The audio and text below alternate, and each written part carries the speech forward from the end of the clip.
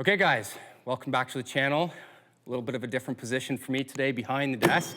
We got Mr. Fraser hitting some balls for us. It suits you over there. I don't know about that, but we're gonna do our best. Luckily I have Ryan here with me. It's gonna help me get through it. I'm gonna guide the way. You know, you're definitely better with the foresight than I am, but you know, not a rookie behind the camera at this point. At least it's a good thing I'm not taking swings today because we are talking all about gaining speed. And for that, we have our friend, Drew Cooper in the house. Drew, welcome to the TXG Studio. Yeah, thanks for having me. Excited to do this. Going to talk speed, like concepts behind speed and how maybe they differ from an iron to a driver. But in general, like what are the things to do to gain some speed? Yeah, so we've talked about this quite a bit, is sequencing. Yeah. And so we're gonna go through a lot of that with Ian here hitting some irons, and then we're gonna work our way into the long game as well. Yeah, and just to like quickly, like sequencing gets said a lot, and I think it's like this big abstract thing, but really it's just like the order in which things happen. So the pressure can shift, the pelvis can move, the thorax can move, the arms, the club. Like that's a 1, 2, 3, 4 sequence. So that's all that means, is the order in which things happen. Yeah, I mean, and someone who's historically been bad at sequencing is myself. I was a serial caster of the golf club, always had some speed, but I could never get it out where I needed it, so I had some speed with irons. So I was about 92, 93 with a 6 iron. I could never swing a driver at 100 at that point. Oh, wow, okay. Yeah, so like that, and it was all sequence. It was obviously, you know, I've never worked out hard in the gym. I was fit, I was strong enough. I just could never sequence the thing. It wasn't until I started to understand the concept of sequencing and could I start to translate some of that into the driver, and then it kicked up, you know, a little bit. But you know, I do still see myself falling into those patterns. Right. When I see that backswing, you know, the backswing ends and the downswing starts. Yeah. They don't blend the way that they should. Right. It's a tough one, because I got taught years ago that there's a backswing. Yeah. You stop, and then there's a downswing. Totally. But now there's a, maybe we call it like an upper body backswing and a lower body downswing thing happening at some point, which is tough to learn for a lot of people. And I think, guys, when we go through this and we go through the concepts, and Drew's going to break it down into steps, I want you guys to understand this is not, we're not going to make this super complicated. No. We're not going to be talking about super complicated swing terms or, you know, body parts, you know, anatomy and that sort of thing. We want this to be a stepped process for anyone to get faster. That's the key to this. And there's going to be things like if you have certain swing faults that sort of hamper this big idea. So like we could talk about all this, but if your club head is wide open coming down, you're not going to do it. So like we're not going to go there. Just talk big concepts. Love it, love it. Okay, so I mean, yeah, I would say my speed has been decent, but has diminished over the past couple of years. I always use the father of two as my excuse nowadays, but I'm standing next to a father of two who's one of the quickest amateur golfers on the planet. Yeah. So that excuse doesn't work today. So you're going to get me back on the right track. That's right. All right, let's Have do you it. done some speed work kind of in the past? I know you did a couple years ago or last a year year. ago. Yeah, maybe like 15 months ago, like I was into it. Like I was like, we were talking a lot about speed concepts, and Tyler McGee helped me a ton with some sequencing things, some loading things. And I still, like I go back and watch all those videos and stuff like that, but there's something missing. Like I'm missing the key ingredient. Like a fast day for me now is like pushing it to get to the high 160s, whereas this time last year was probably 180, 181 when I was really cruising. Yeah. Big difference. 12 miles an hour. And it's on the golf course, I really notice it now.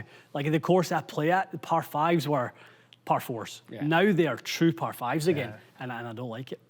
Let's see what we can do. Yeah, here we go. Let's start with a nice kind of smooth 6, and I think Drew mentioned, like we were talking about speed, the concepts, and they don't quite translate to the same movement patterns. So obviously we've got a swing that involves a downward blow and slightly different weight transfer in the irons, or really everything other than the driver, and then the driver where we get to elevate the golf ball and we get to shift off it a little bit more in some different pattern. Yeah, where angle of attack now is beneficial to be up versus down, deliver less loft versus maybe more. For sure. With a driver is a good thing. So there's the amount of force, like the amount of lead leg force and the position of the body can be different for an iron than a driver. Okay, so why don't we get a couple of baseliners and see what the 6 iron speed's looking like today.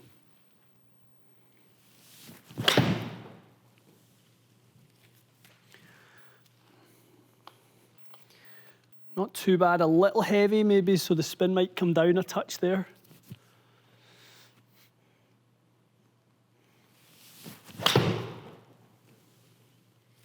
Like that, yeah, that's probably like feels like a stock one. Really nice. And right on about that number, 92-ish, 130 ball speed. Yeah, I'd be pretty comfortable with those. Really nice. That sounded good. Yeah, it was maybe a bit better than the last one. A little more spin on that one. Hopefully, they're looking a little low, aren't they? Guru, that's what stock looks like. Right. So the first things that I pick up on are I guess I'll come over real quick. Are a little bit of stagnant, like at the start. So Always has felt that way, like a lack of like rhythm and kind of movement. And so like a lot of things now, I'll give credit to Dana and Josh, so Dana Dahlquist, Josh Koch, for teaching me a lot of this stuff, because I'm not just out here creating this stuff by myself. Sure. But they're very big, especially Dana, on like your waggle. So the waggle having like a bit of pressure left and right. So what you'll do is in the first drill can be, I'm gonna shift, shift, shift, boom, and go. Right. So like it's just like this. It's not even like you're trying to hit the ball solid. You're just kind of sitting there going, okay, it's a rhythm. Okay. And it's just kind of learning how to spike your pressure to your trail leg. Yeah. And then shift into a rotation. And we've seen Kyle Berkshire do that on To on like the a grid. large degree, right? Yeah, I mean, he's really like pumping energy into either leg, shifting side to side. Yep. And what you'll see a lot of the fastest guys do is you'll pressure spike before the club moves. Right. And then that pressure turns into a push that yanks the club away. Right. So if we're looking at swing catalyst, you'll see a horizontal press to the trail side, and then a vertical and horizontal braking and shoving you back to the forward. Okay. So it's just like a little bit of a seesaw, and then big sort of takeaway. Now the things I look at as like if I were coaching is if my hands don't get away from my thigh, it means there's been no like swing of the golf club. It's been a bit of a pick. And so there's no energy getting sort of sent into the club head. And if I think of like why I swing the way I swing, I was probably a late 90s, early 2000s Leadbetter people, right? Which was the Leadbetter swing setter, which was to kind of go like that. I mean, you were literally trying to get those two magnetic those two balls to separate, and that was the first part of the takeaway was. And that was like the Charles Howell, is like Charles his model. Howell, Ty Tryon. You know, Ernie obviously had parts of that, and And so you see guys that hit the ball really well with short irons, really compress the ball, but struggled to get lift on the long irons and distance on the driver. For sure. So when the ball changed, Charles had a hard time because it didn't spin up in the air. So the guys now that were wide like a Tiger and wide through the bottom delivered height to the ball and could cope with a changing golf ball. Interesting. I think that's a big thing for most people out there as well, with a little bit of movement at the start of your swing, not staying stationary, just getting your body moving a little bit. I think that's a huge thing I know for myself. If I sit there dead still and try to pull it back, like I feel super slow. I don't feel like I can really make a good move at it. So for me, that movement before is so important. How many times have you seen an amateur, you know, obviously you do a lot of stuff on Instagram, you see a video of someone mishitting a shot really badly, or you see someone on the range and they're just frozen. Yeah. Right? And they're just stuck there and they haven't been able to make that swing before. Yeah, totally. Like, you know, like it can become like a thing of like, how do I get this away? Yeah. Like, how do I get this going? Yeah, I work on that a ton. It's just it's something I love the feel of, is even in my toes, just feeling something moving. Yeah, but that's one of the interesting things with drills when people kind of go, okay, set, move, pick. It's like, well, if I do this and this, like, how do I get the club to here? Sure. Yeah, like. So you've got to figure out a way to get the club in motion. Totally. Okay. So first bit is just trying to figure out this pressure spike. So all we're trying to do is create a rhythmic pressure spike. So, do you want me to like stepping? Do you want me just literally staying feet planted, more like toe up to the toes, that type of thing? First, and you could even just pick the feet up. Like it can just be like you're kind of. So as long as you have a little bit of rocking motion. And remember, even if I just step up and down, my pressure's spiking. Right. So I don't have to even step sideways. Got it. Just moving up and down. So literally just, is my pressure's swinging from foot to foot to foot. For sure. Yeah, so it doesn't have to be kind of throwing yourself around the tee. Okay.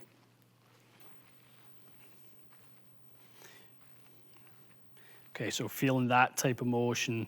And then that turns start to kind of like get it into the knees, because I think that's one place I always struggle with, like getting it up the chain. Yes, exactly. And like I can feel the movement, you know, the feet, but like, do I feel the flow of it, you know, from like, you know, pushing up that sort of motion, you know, where you actually start pumping it up the spiral? Yeah, up and away. So, so the way I would describe it is that when I think of the golf swing, like, it's hard for people to kind of do this real quickly, but the right shoulder is essentially connected to the golf club. Yep.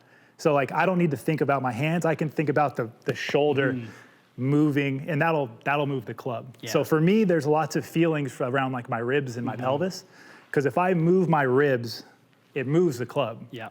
I don't need to sit there and go, okay, how do I get it? How do I get this pressure to, it bypasses everything. So you've got to figure out a way to make your sort of midsection work.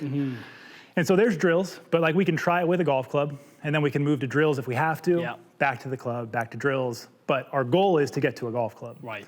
So we don't want to spend our whole life swinging, like doing drills. Sure. Okay, so what you want is to hit a couple with feeling like we've got a little more motion. Yep, and just to start with. Even if you're out of control, even if you miss these quite badly, you're just trying to get this pressure left, right, go. It's a little bit of a dance. So having like opposing forces kind of going, like I'm feeling like the movement is what's moving the club there, and it's controlling the lag, if you like. Yep. So again, some people like, so Josh is a good example, where he'll shift and forward press, because that's a way for him to spike early without just kind of dragging the club with him. And then it turns into a big swing away. But so that, to your opposing force question. Okay.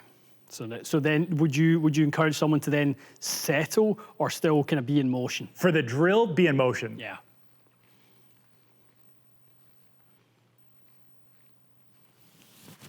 Yeah. And so already you'll notice a bit wider swing arc and maybe a bit more speed. Yeah. A little spike in speed there, 97. Yeah, so just that alone gets the swing flowing off the ball. Right.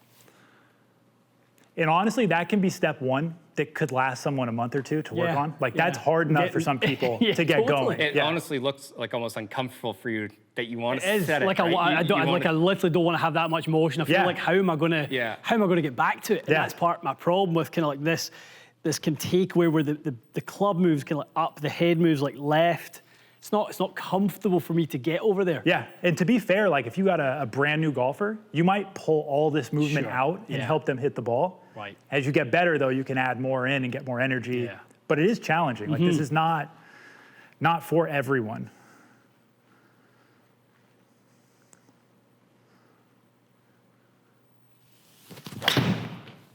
Really good there. Yeah, but the swing clears up. The swing gets really free. Yeah. It looks free through the ball.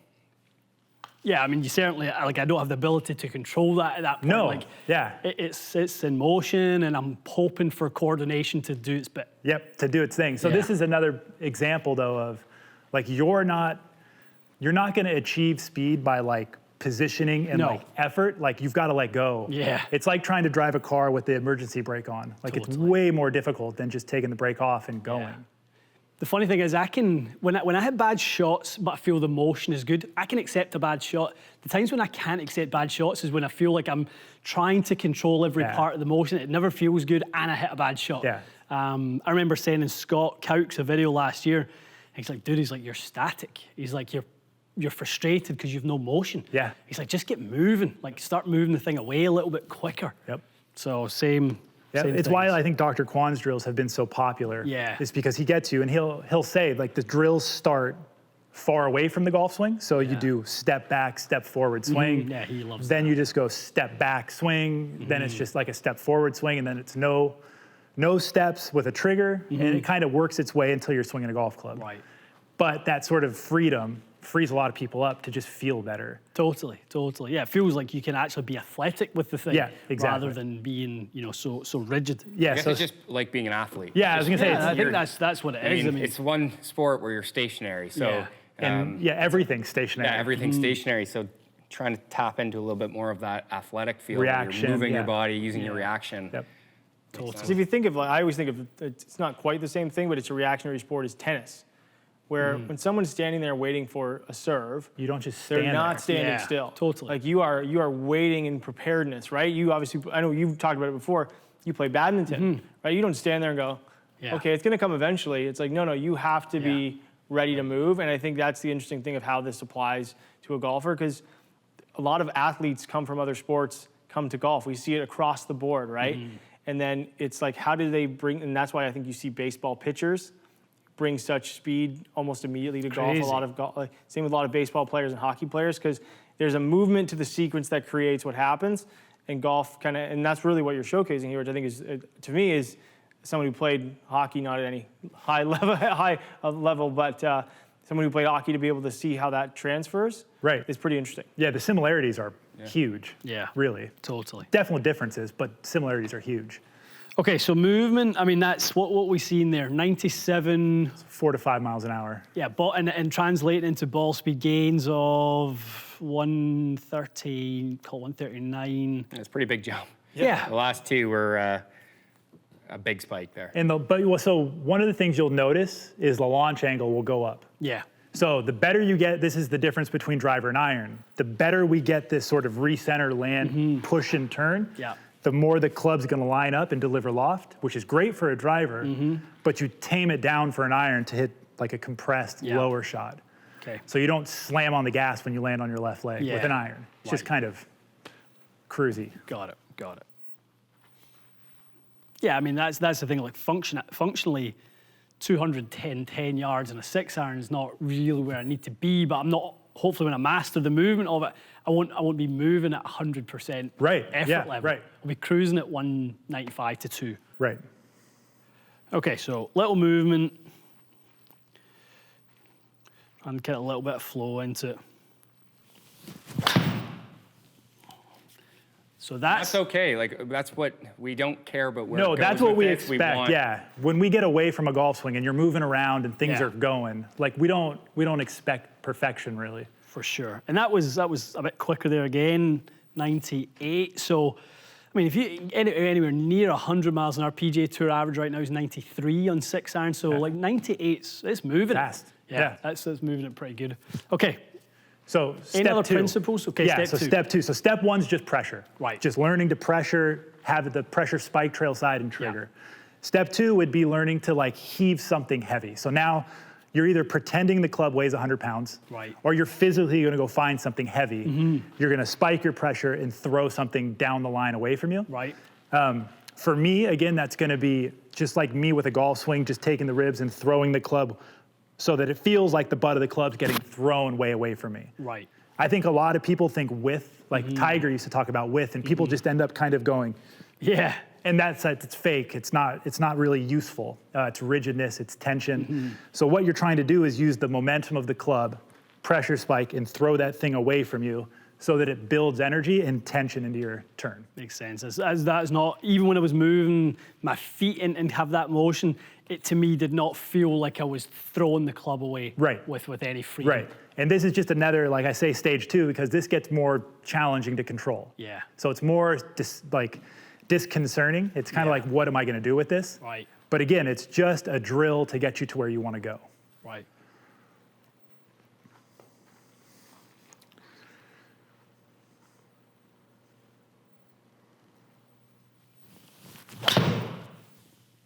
Like that one, looks a lot more free. that one, I definitely felt like I had the club, moving away way more freely there. And so same thing, you'd have someone incorporating step 1 while having step 2, or would you get them to plant their feet a little more on step 2? So it would depend on the person. Yeah. So like I would keep having you move the feet because it looks like something you don't like to do. No, so for like sure. I would, and if you've got something like Swing Catalyst, like I'd set a TV up right below you just and force watch it. Yeah. And we'd be looking at the pressure number saying, okay, you can get 80% to your right by shaft parallel. Let's get to 90. Let's get to 95. Let's get, it'd be like a challenge. But step 2 would be like, okay, so this thing weighs like double a golf club. Okay. And we can put another weight in there. So it's a golf slingshot. It can get heavier So it's nice because that weight forces you to get some activity into it. Got it. It's got some feedback and a magnet that snaps. So we want the magnet to crack in the backswing, which you can tell is a challenge. There you go. So you're looking for that level of throw. Yeah. And so again. And I heard that up there, certainly not where you were talking about being like. Yeah, but so that's okay, because what's going to okay? happen is the club's going to break and sling the thing out. Okay. But this is where Dr. Kwan would say you want to swing until you're uncomfortable on the way back. It shouldn't feel very That definitely comforting. wasn't what I'm used to. No. And so, but then we go, okay, we're going to overdo it until what's used to be normal is now like, oh God, that was like a snail's pace. I can't do that anymore. So there's a happy medium. This is just, again, a drill to push you in a direction. Would you say the feeling's going to be like a little bit of a quicker takeaway and that feel it like the 100%, yeah. faster, right? Yeah, and it's going to feel like it's a whole body. Like you've got to push into the ground, crank the ribs, and really get things moving. Yep. Other than just your hands. Right. Okay. This is good. This is a really good little feedback device for whether you're actually creating enough motion. It's a totally different sensation. I mean, I love the way like Tony's designed a little bit of flex because that feels like it's loading even more. That's really, really cool.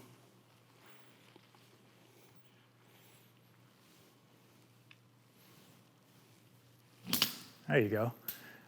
And the common argument I hear is like, well, what about Hideki? Yeah. Hideki's slow, he pauses, like what about him?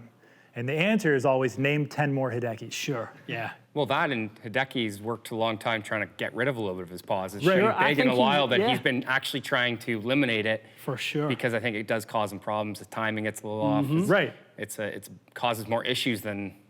But a lot of times we like to look at outliers and say, well, they're good. Yeah. What you're saying is wrong. Right. And it's like, no, you've chosen an outlier who does not fit like the averages. Definitely. And they're great. So be it. It's a great point. Jim Furyk, Matt Wolf, you wouldn't go teach your son or daughter to swing like that. If they swing like that and were fantastic, good. But there's, general principles. Okay. So you can go right back. Again, just to take that from, okay, I've got a feeling, there's a lot more effort maybe than we thought there needed to be. Whew, definitely.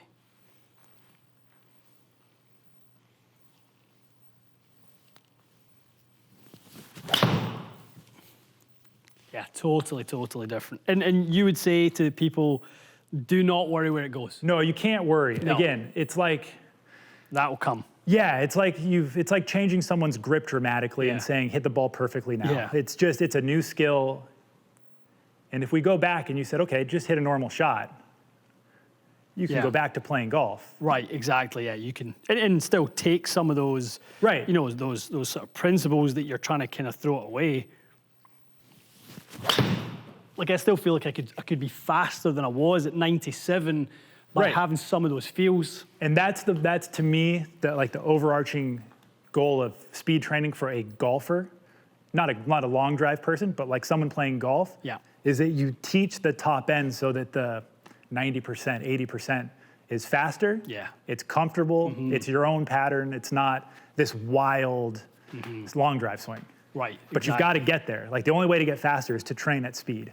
Totally. And what would you expect people to see incrementally as an encouragement or a sort of level that you would try to attain in like 3 months? What's possible? What have you seen? Yeah, so it depends on the person. Like you're a great example of someone hovering at 92 that could probably hover at 102. Yeah. Because there's a lot of things that are very like stagnant. For sure. And so like you stand to gain quite a bit from the sequencing end, probably less from the fitness. You're pretty fit. Like there's other people that'll take longer to build stuff in the fitness, but their swing's pretty good. Right.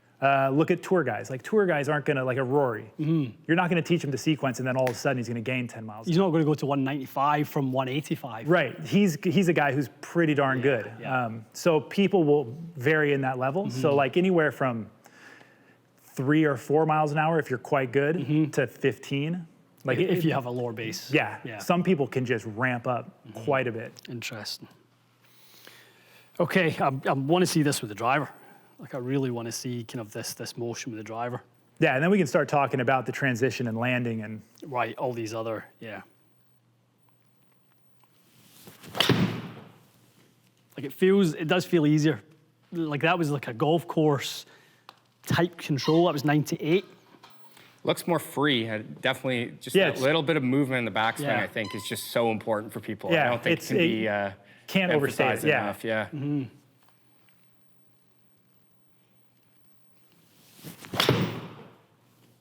Great swing. Yeah. Looks really fluid. Yeah, a little bit quicker for sure. Definitely feels like there's a bit more freedom, I think, is the probably biggest key. noticeable Yeah, thing. for sure.